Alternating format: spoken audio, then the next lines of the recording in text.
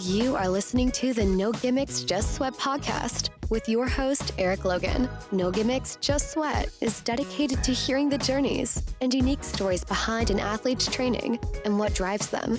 Get inspired to own your life and make the impossible possible. If you enjoy the show, please subscribe so that you never miss an episode. Also, please take a few seconds to rate the show and drop me a review. Now, let's get started with the show. Hello and welcome to another episode of the No Gimmicks, Just Sweat podcast. And today we have Doug Billet as a guest. Doug, how are you doing today? Good. How are you doing, Eric? I'm doing wonderful, wonderful.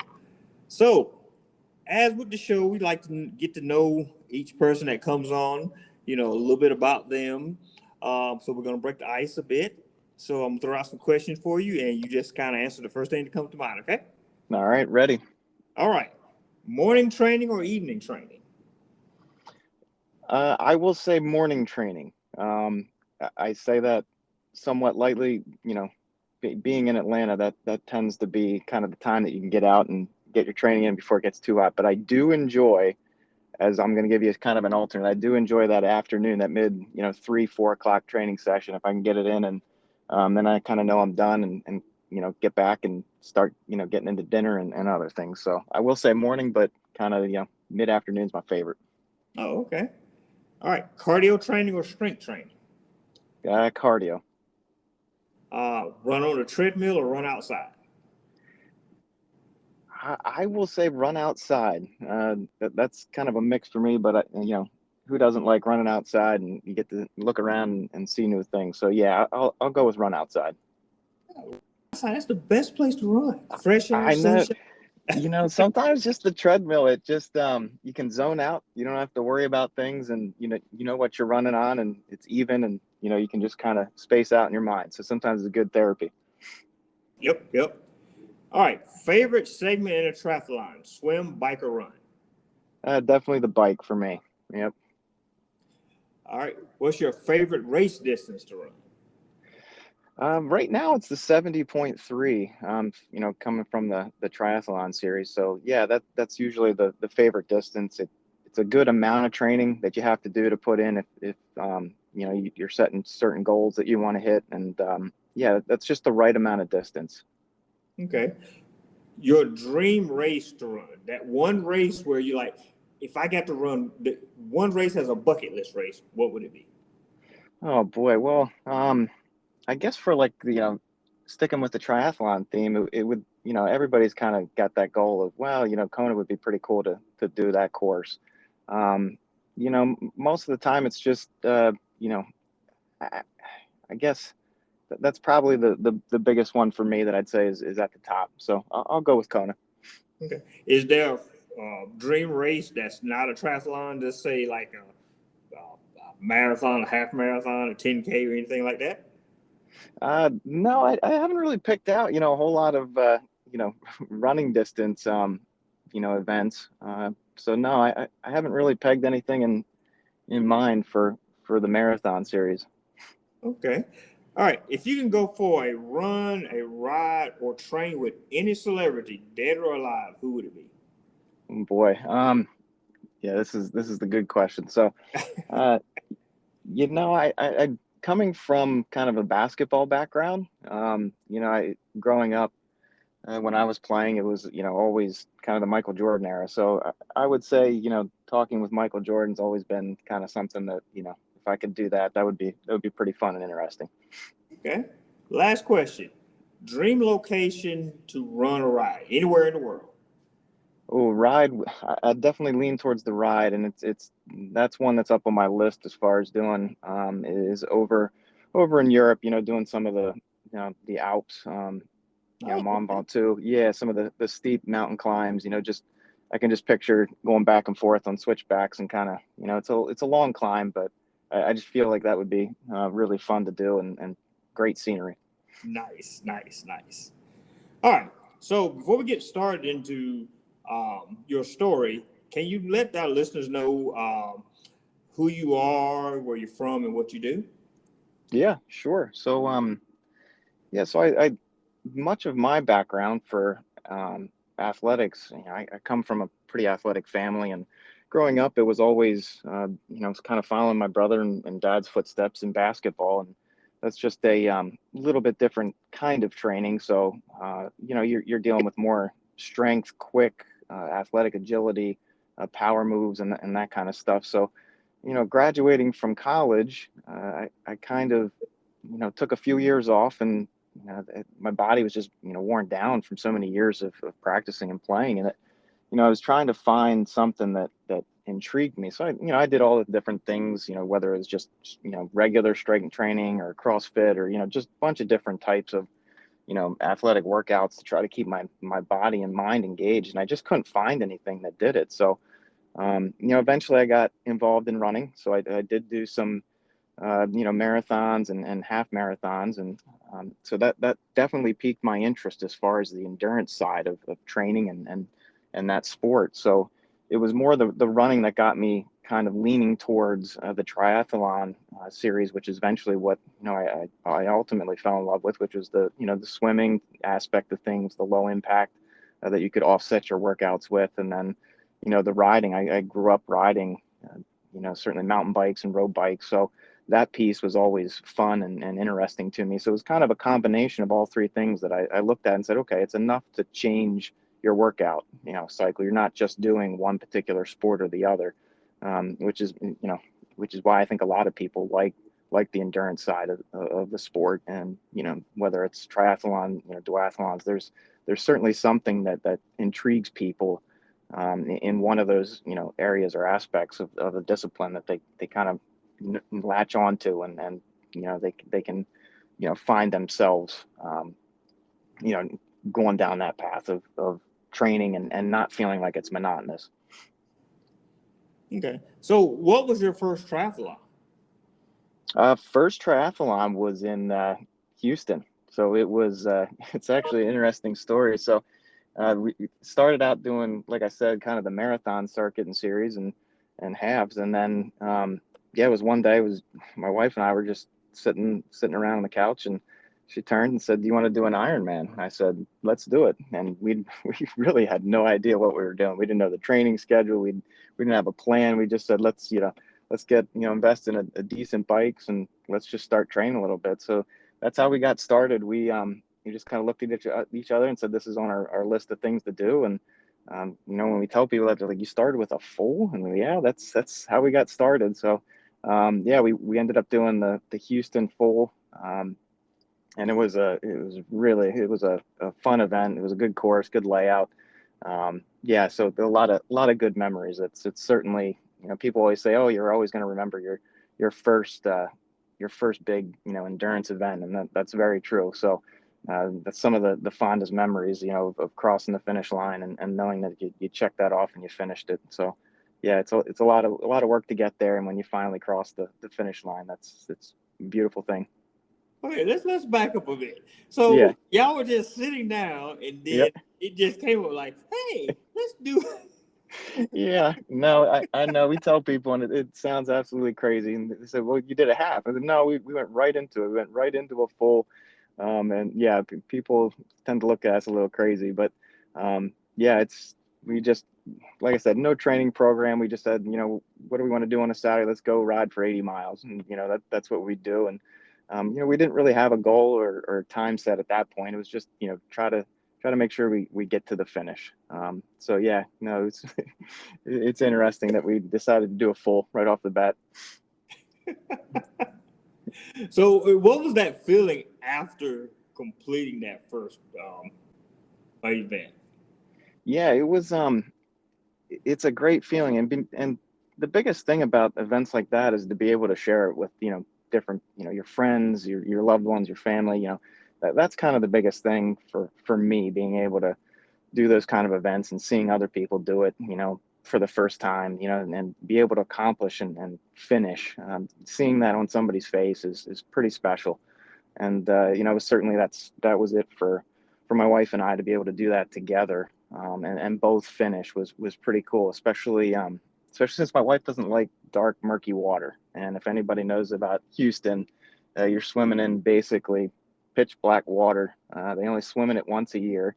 And she got in the water and decided, you know what, I don't like my face, down in the water. I'm going to flip over and do the whole swim backstroke. Never practiced backstroke in Oh, anything we wow. were doing, but she finished the time under the allotment, and it was pretty cool to see her at the finish, because I knew when I got in the water that wasn't going to be good for her. So, those kind of moments, and when you finish together, then at the end, it's pretty special. Okay. Yes. Yes. Definitely. All right. And how many triathlons have you done since then? It's pretty much, gosh, I can't even go through the number. It's not that many, but 10 to 11. I'm relatively new to the sport. Like I said, I took some, a few years off after college, and, now I'm down to, just focusing on training. And it's been within the last, 3-4 years that I started with certainly the triathlon circuit. So, yeah, I'm up to about 10 in total. Well, I mean, that's still quite a few now, Yeah, When you say I that many, I'm thinking like, okay, what 3, 4.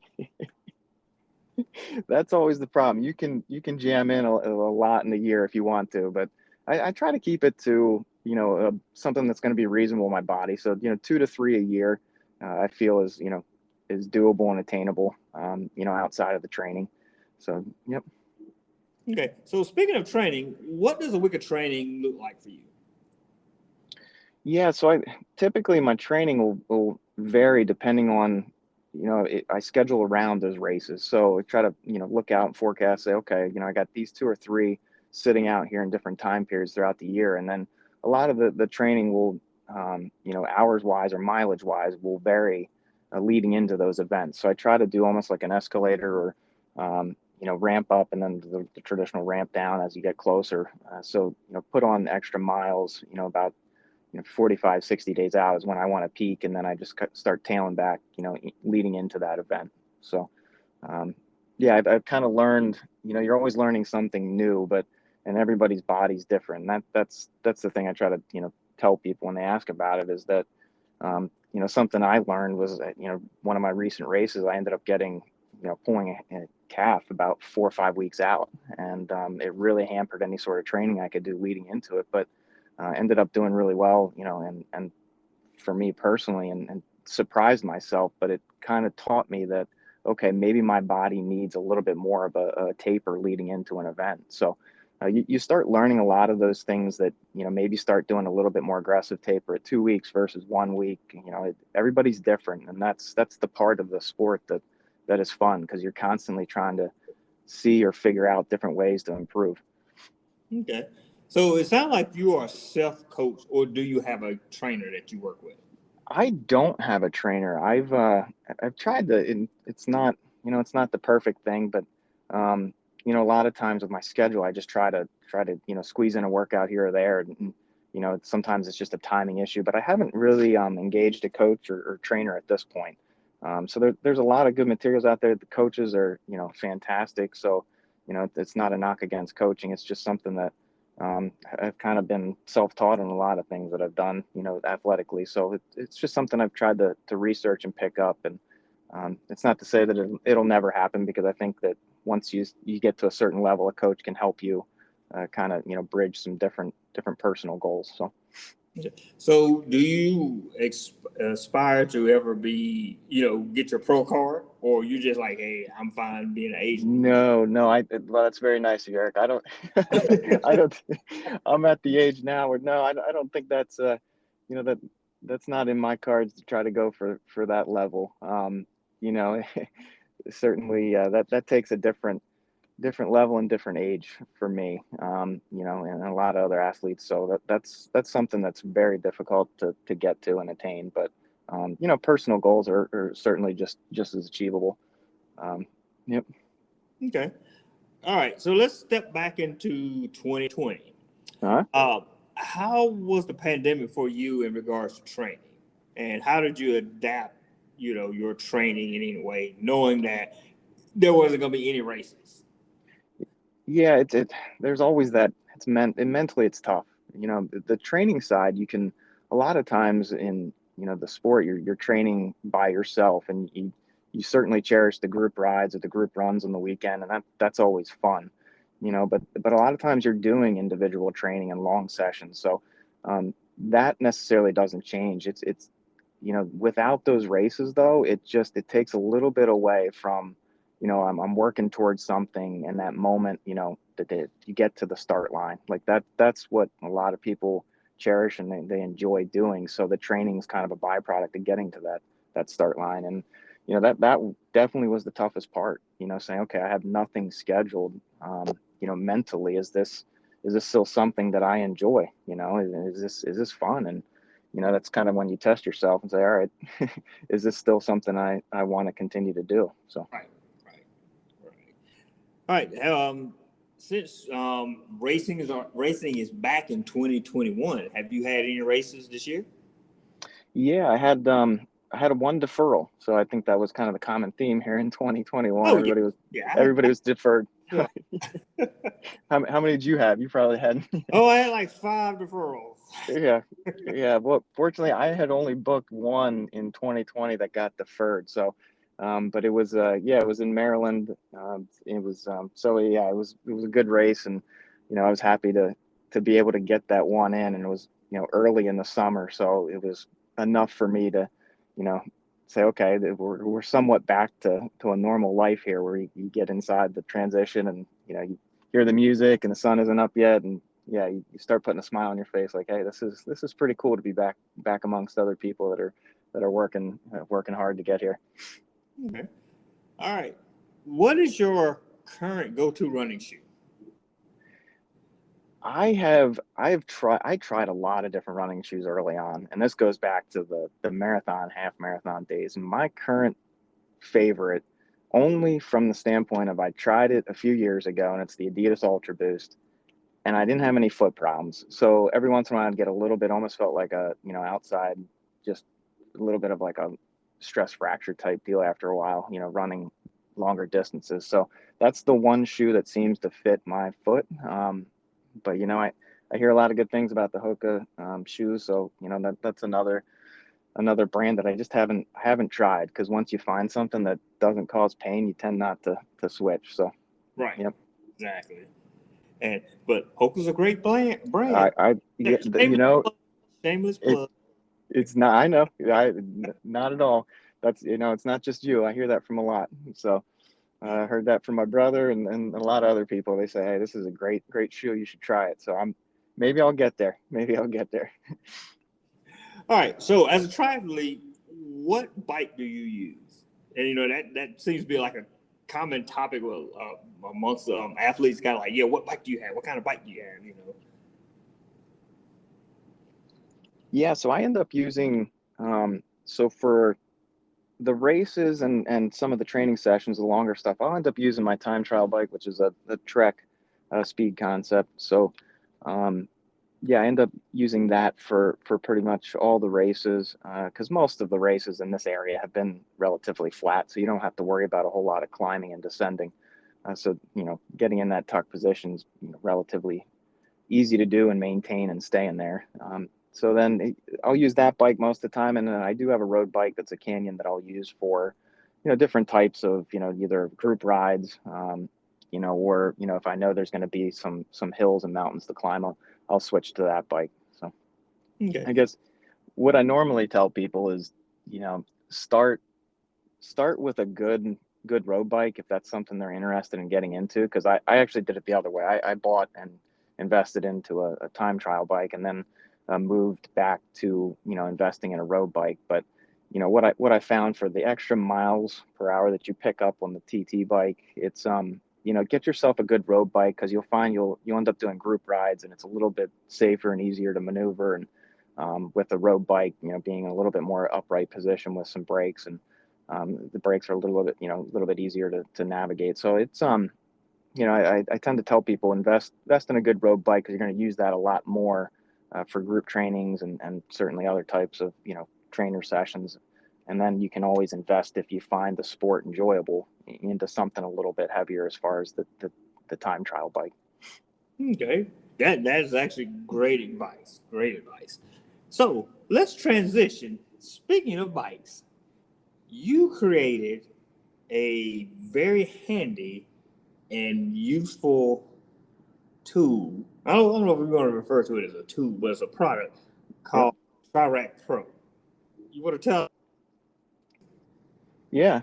So I appreciate that. So I about once I got into the triathlon circuit and started going to races, I would transport my bike inside my vehicle, and I would get to races and I'd see other people doing it. And it was a pretty good mix of people that would just lay it inside their car. And me being one of them, I thought, well, there's got to be something out there that supports the bike underneath it when you're laying it on the side, because we all know that, investment in these bikes is very expensive. So, long-term damage to a wheel that's laying on its side takes it out of true. And then you have premature tire wear. You could damage your drivetrain, which is expensive. And then the outside elements too. So I looked and I couldn't find anything. So it was kind of one of those like light bulb moments that I said, all right, well, if there's nothing on the market, maybe I can come up with something that, is reasonable to, engineer and manufacture and put together. And the more I started looking at it, working with, certainly, people that were able to help me from the engineering side, I was able to put together a product that I worked on for the last year and a half. And like you said, it's called TriRak Pro. And it supports the bike. When you take your front tire off, it supports your bike at the back wheel on the frame of the bike rather than resting it on the side of the wheel or the drivetrain.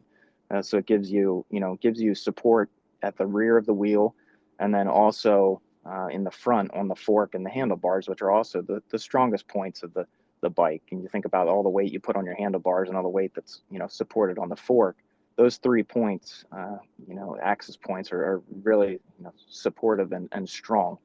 So you put it inside your bike, or inside your car, I should say, inside your car, and it keeps it from getting damaged, somebody backing into it in the parking lot, or theft, or even the weather conditions. So yeah, it's been a year and a half, 2-year journey to get here, but yeah, it's something that I'll be looking at doing here in the foreseeable future. Okay.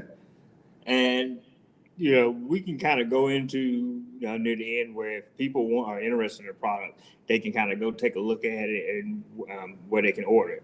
Okay? Yeah. All right. So let's kind of go back a little bit. Let's kind of look at this as a 2-pronged question. What is your proudest moment as a triathlete? And then on the flip side, what is your worst moment or the biggest mistake you've made as a triathlete?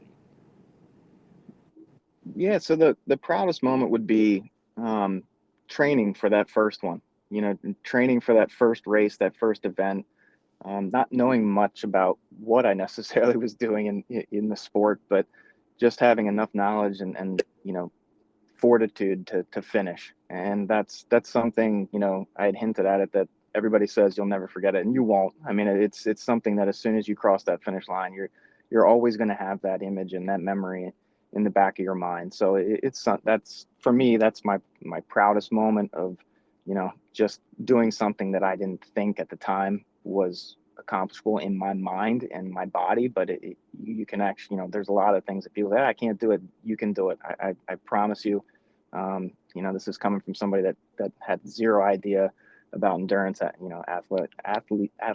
athletics, and I ended up finishing and doing it. So. Okay. And biggest mistake? Biggest mistake had to be overtraining. It's one of the toughest things to dial back, and we're always trying to improve and get better, and we think more and more and more, but sometimes it's dialing it back and doing less. Case in point is getting hurt right before 4 or 5 weeks out from this last race. I mean, that's the kind of stuff that if you don't dial it back and actually listen to your body sometimes and say, okay, instead of an hour session, maybe a hard 30 minutes is much more productive. So that's what that's my biggest regret, pulling muscles before races. Oh yeah, definitely. Yeah. So what would be your advice to someone who might be curious about doing a triathlon or even some type of endurance event, even just getting out and running a race? And they may feel like, you know what, I'm older now and it's too late, I can't do it. What would be your advice to them? You just start small. It sounds so simple, but it really is. When I first started training, even the swim, you start swimming, you swim a few laps down and back, and you go, wow, this is a lot. But you see it over time. You see your body adapt. You see yourself, starting to grow and push it. So, you start with maybe it's down and back, and then you go forward without, taking a breather. And then sooner or later, you start seeing that change. And that's when it starts to become rewarding, because you start out and, it doesn't have to be, I'm going to do an Ironman to start, that distance, or, a half, or even Olympic. It could be a 5K, a 10K, and that's awesome. It's just the training towards something, and just doing a little bit each day is not only good health wise, but you will find that your body will adapt, and you'll start to accomplish things that are pretty cool.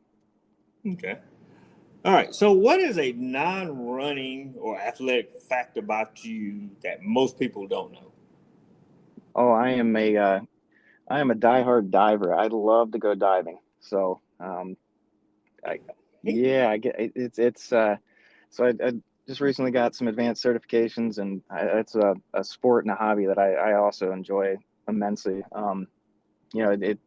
It's usually between 45 minutes and an hour, depending on your depths, but you get to be away from the world, and you're basically floating along and looking at fish, and I say it's like being in a big fish tank.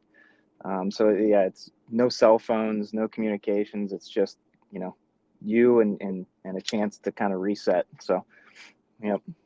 So you're talking about diving, or you talking about sitting in a shark cage? Diving, yeah, actually diving. Yep, yeah. I haven't been in a shark cage yet. That's on the list. Oh, okay. Maybe I can get there. That's on the list at some point. But yeah, this is just free diving. Well, not free diving, but the scuba diving. Yep. Cool. All right. So what's next for you? Are you training for anything now? Are you getting ready for any races that was coming up?